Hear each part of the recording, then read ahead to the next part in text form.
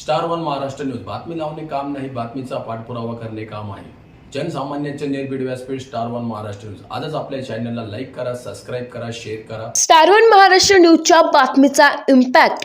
नाशिक प्रशासन खडबडून जागे झाले. स्टार वन महाराष्ट्र न्यूजच्या बातमीची घेतली दखल.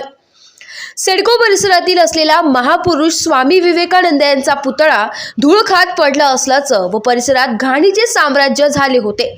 महापुरुषांची जयंती अवघ्या 2 दिवसावरती येऊन ठेपली होती. महापुरुष स्वामी विवेकानंद यांच्या जयंतीनिमित्त देशाचे पंतप्रधान नाशिकमध्ये येऊन युवा महोत्सव 2024 याचे उद्घाटन करणार होते.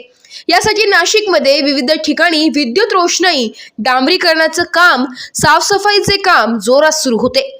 ज्या महापुरुषाच्या जयंतीनिमित्त कोटी रुपये खर्च केला जात आहे, मात्र त्याच महापुरुषांच्या पुतळ्याकडे प्रशासनाचे दुर्लक्ष झाल्याची बातमी स्टार वन महाराष्ट्र न्यूजने प्रसारित करताच संबंधित प्रशासनाने तात्काळ त्याची दखल घेतली व स्वामी विवेकानंद यांच्या पुतळ्याला पाण्याने स्वच्छ धुवून परिसरातील घाणीचे साम्राज्य स्वच्छ करून महापुरुष स्वामी विवेकानंद यांच्या पुतळा परिसरात विद्युत रोषणाई केली व स्वामी विवेकानंद यांची जयंती ही पुतळ्याला पुष्पहार अर्पण करून साजरी केली.